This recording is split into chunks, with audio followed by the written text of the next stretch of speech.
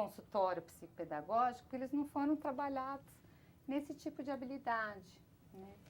O Lucas Oliveira, ele diz: Paula, por favor, me dê dicas para que eu possa tirar meus filhos de frente da TV e envolvê-los em outras atividades, como jogos educativos e pedagógicos, por exemplo.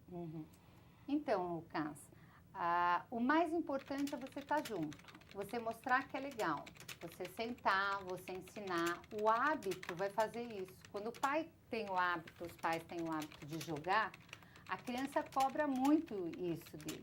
Vamos jogar tal jogo. E eles gostam do jogo de tabuleiro, mas eu tenho que estar junto. Eu tenho que mediar a situação, porque irmãos brigam, eles querem ganhar sempre, eles estão acostumados com isso, porque o videogame é individual. Às vezes é em dupla e tal, mas eles ficam muito no individual. E eles estão acostumados a querer ganhar, ganhar, ganhar, sempre serem desafiados, mas que o importante é ganhar, é conseguir o ponto, é destruir a cidade, ou é ganhar a corrida. Então, sempre tem esse intuito. Se um adulto está junto, está mediando, eu estou trabalhando o respeito, eu estou trabalhando essa coisa do coletivo, de esperar a minha vez, de respeitar o outro, de controlar, de seguir regras, né? O jogo é importantíssimo por isso, ele segue regras. Mas eu tenho que criar uma situação que ele ache gostoso, todo mundo está junto jogando. É muito melhor que chega, vai um para uma televisão, outro para o outro, cada um para o seu quarto, e não tem nenhuma situação que interaja todo mundo, né? E eu vejo até que em férias, em alguma situação assim, vai para uma fazenda, vai para uma praia, chove, até os pais criam um pouco isso. Mas no dia a dia, não. E podia, né? Num sábado, num domingo, num dia à noite, ao invés de todo mundo ficar, cada um com a sua televisão, senta um pouquinho, interage, que eles vão curtir, eles vão, nesse horário, eles estão descontraídos, eles contam um monte de coisa da casa. Então, basicamente, é o que acontece no consultório da psicopedagogo, né? Eles vão lá, a gente joga. Então, eles ficam falando, nossa, como é que ele melhora tanto? Se ele vem uma vez por semana, 50 minutos e joga, faz uma dinâmica, faz uma coisa. Porque ele tem essa atenção individualizada, ele respeita regras, ele está trabalhando habilidades sem perceber, porque ele acha gostoso jogar, então ele não está nem aí, ele não está percebendo que ele está lá para ser trabalhado. Para ele está lá para se divertir, para ter um momento só dele, um espaço neutro, que eu posso contar tudo meu e ninguém vai estar correndo. Porque hoje em dia a criança chega para contar uma novidade. Não, tá bom, vamos correndo que você me conta no carro, porque a gente está atrasado. Chega no carro, está xingando o trânsito, tá... Então sempre, nunca tem aquele momento que é só da criança. Isso é importante para ele. A Lena diz: minha filha mudou bastante depois da escola. Ela tem 3 anos, ela teve melhoras boas, mas por outro lado ficou bastante nervosa, geniosa e com manias. O que faço para resolver isso? A gente tem que ver se é escola, se é ciúmes. Às vezes, assim, tem muito... Essa idade é uma idade que ela está testando todos os limites. Então, o que às vezes parece que ela está imitando um outro, que está tendo uma situação, mas ela está testando até onde eu posso ir com a minha mãe. Então, quando eu estou sendo geniosa, hoje eu fiz a minha mãe perder a paciência, então ela me cedeu. Então, a malcriação que eu fiz, ou aquela situação que eu criei, o choro, eu consegui alguma coisa em troca. Então, amanhã eu vou fazer isso mais um pouquinho. Então, ela vai testando. Se a mãe não vai colocando um breque, a coisa pode ficar feia. Mas é uma idade normal de estar pegando manias, fazendo, mas ficar atenta. Tudo em exagero não é legal, né? Então, tem que ver, assim, que tipos, quais são essas manias. Mas a escola é boa por isso, ela socializa, só que eu divido muito a minha atenção, eu não tenho uma mãe 24 horas atrás de mim, ou uma babá, então só tem a acrescentar, mas estar presente e contar histórias. Histórias é uma coisa que, assim, se eu contar a história antes da criança dormir, tiver esse hábito, a história tem muitos ensinamentos, então ela já passa valores. Eu não preciso ficar o tempo inteiro, você tem que obedecer a mamãe, você tem que obedecer a mamãe. Eu conto uma Chapeuzinho Vermelho, que a criança desobedeceu a mãe e deu no que deu, né? Então ela quase foi comida pelo lobo, a avó foi comida, deu toda uma confusão, que no final deu certo, né? Tudo tem um problema, a situação, mas no final o ensinamento da história é que tudo dá certo. Mas que o meu problema nunca é um grande problema. E contar a história, ela faz o efeito, ela conta os valores, mas não ficar depois da história falando assim, ai, tá vendo que deu, que ele não obedeceu? Trazer para a consciência. Porque se eu começo a dar sermão, depois de contar a história, ela perde o valor. Então, conta a história e deixa agir. Né? Aí, outro recado que eu dou sempre para os pais, assim, começou a contar a história, a criança dormiu, conta até o final. Porque senão a criança, mesmo dormindo, porque o inconsciente está ligado ainda.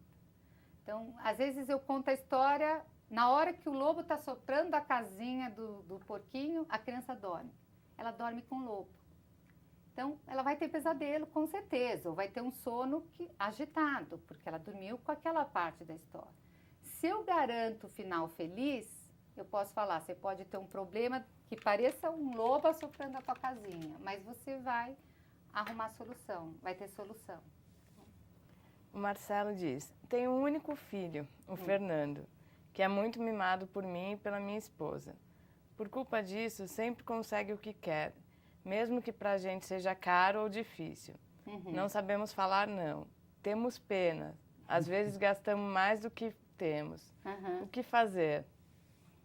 Novamente é parecida com aquela história da escola, né? Então, tudo tem que ser assim, muito conversado com a criança do que é o melhor para a família, né? Ver o que ele está pedindo, se é uma coisa mesmo irreal para eles, né? Que não dá para seguir, então a criança tem que estar ciente, né? Não precisa entrar em tantos detalhes, mas falar, ó, nesse momento não dá. E saber dizer não é muito importante para a criança, né? Porque o dizer não é o que prepara para as frustrações futuras. Acho que a situação do Marcelo é muito comum, né? Os pais devem passar muito por isso. Essa geração, né, a nossa geração, é uma geração que a mãe trabalha fora, o pai trabalha muito, então são os pais que ficam com a criança só à noite. Então eles são cheios de culpas, porque não era assim na época da infância deles, né? Que também não sei se era o ideal. Mas se eles, todo mundo colocar na cabeça que o ideal é a qualidade de tempo que eu tenho com meu filho. Quantidade, eu sempre falo, ó, também não adianta ficar usando essa frase, qualidade de tempo, e não dar nada de tempo para a criança. Porque ele precisa um pouco de quantidade, eu preciso estar junto. Como é que eu vou dar qualidade se eu nunca estou aqui? Se eu chego em casa todo dia 10 horas da noite, fim de semana eu também quero fazer minhas coisas.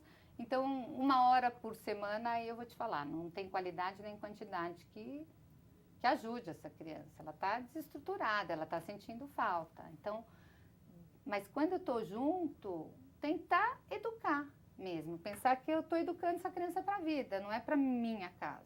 Não adianta eu falar sim, sim, sim, se ele vai ouvir não, não, não fora.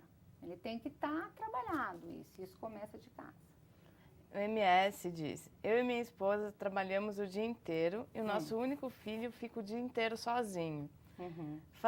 Fazendo o que ele quer, no computador, no videogame, na televisão. Como podemos direcioná-lo para fazer coisas mais educativas, já que nunca estamos por perto? Isso é complicado.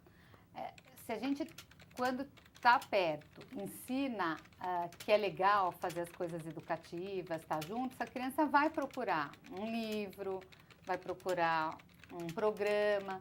Agora, é legal, já que é uma criança que fica muito tempo sozinha, colocar em algumas atividades, que ele tenha uma rotina longe dos pais. Porque senão, cabeça vazia, a gente sabe que é complicado, né? Então, fica inventando coisa para aprontar, para fazer. Então, mas se é direcionado, tem um esporte 2 vezes por semana, tem um curso de inglês, ou tem uma atividade, ou levam ele para brincar na casa de um amiguinho um dia, outro dia traz o amiguinho em casa, pede para babá, para avó, para alguém levá-lo num parque. Tem que criar situações, senão é uma criança que vai ficar ociosa mesmo. A gente vê assim, muito problema de obesidade, de preguiça da criança, porque está acostumada a ficar o dia inteiro no sofá vendo TV. E o que parece ser cômodo, né, para os pais, depois a situação reverte, porque em algum momento vai precisar de ajuda para reverter esse processo. A Lúcia diz, você acha que os brinquedos pedagógicos ajudam a melhorar e estimular as crianças com dificuldades? Muito. Olha, o jogar é que assim, se eu for enumerar todas as habilidades que tem no jogo, fora da parte emocional que eu já falei, então respeitar regras, valores, esperar a vez. Só que o que mais? Ele está jogando o dado, ele está somando, né? Ele está andando, ele está relacionando coisas quando ele tem que, sei lá. Então, tem muitos jogos que ele lê bastante, que ele não percebe. Às vezes, crianças que detestam ler, eu coloco um jogo de tabuleiro, ele fica lendo charada, lê coisa assim o tempo inteiro e não percebe que está lendo. Não percebe que está fazendo conta, não está percebendo que está usando a lógica. Né? Num xadrez, um jogo de pensar, numa dama que eu tenho que montar a estratégia mental para fazer. Então, todos esses jogos que parecem passatempos, na verdade, eles é uma fonte inesgotável de trabalhar as habilidades deles. De memória, é muita coisa, assim, percepção analítica, análise, síntese, tudo isso tem em jogo. Só que eu não preciso, eu fico imaginando que para a criança trabalhar assim, se ela tem que resumir um texto, eu posso trabalhar a mesma habilidade, num jogo, que ele tem que montar alguma coisa, perceber, fazer algumas análises, algumas síntese. Ele faz isso o tempo inteiro, em um monte de jogos, só que ele está se divertindo, ele não está percebendo que está sendo trabalhado. Esse é o grande. O Nando. Tem um pai muito estressado. Queria que ele fosse mais calmo. O que faço? Quero que ele se cale ou o que eu faço? Ele pergunta, né? Esse é gozado. Eu escuto bastante isso em consultório. Quando o pai é muito estressado, né? Então ele já chega gritando, já não sei o quê, a criança geralmente começa a devolver no mesmo tom ou responder atravessado. O legal é assim, que eu posso dar dica para o adulto, que era muito mais fácil, era o adulto tentar chegar nessa criança, tentar separar o dia de estresse que ele teve no trabalho com aquele momento, né?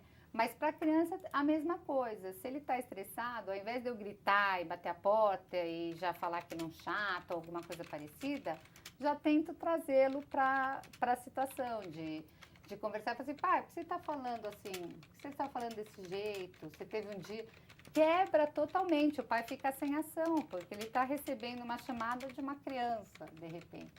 Agora, tentar elogiar, tentar já receber bem esse pai, aproximar, chamar para um jogo, fazer alguma coisa que ele goste também. Porque é complicado, né? Vivendo nessa cidade, trânsito, às vezes ficou 2 horas no trânsito, chega em casa, a criança já vem também e já cobra, quer atenção e fica uma bola de neve. Ele não me trata bem, eu não respondo bem. O Tom. Querida Paula, gostaria de poder me comunicar melhor com meu filho de 2 anos e meio. Ele tem muita energia, é um amor de criança, carinhosa. Mas estou pecando na relação pai e filho. Vejo que ele me pede muito tempo para brincar junto. Contudo, ele não se fixa em uma mesma atividade por um período grande de tempo. Ele muda muito facilmente de interesse. Outra coisa é a questão dos desenhos. Eu não gosto que ele assista muito isso. Mas ele adora Discovery Kids, por exemplo. Você acha isso saudável? Um forte abraço, muito obrigada. Legal. Nossa, já é gostoso ouvir, né, um pai assim, já com tanta clareza assim na situação. Olha, com 2 anos, o anormal seria se ele ficasse muito tempo mesmo concentrado. Então ele vai ter que saber que quando ele for brincar com o filho, nessa idade, ele vai mudar muito de interesse, né? Então eu tô jogando a bola, eu tô achando que ele tá gostando, ele deu 5 chutes, ele já olhou o boneco que tá ali, já vai pegar o boneco e parece que nunca tá envolvido, mas essa idade é assim mesmo, eles não param, tempo máximo de concentração são 20 minutos, numa atividade, quando muito, né?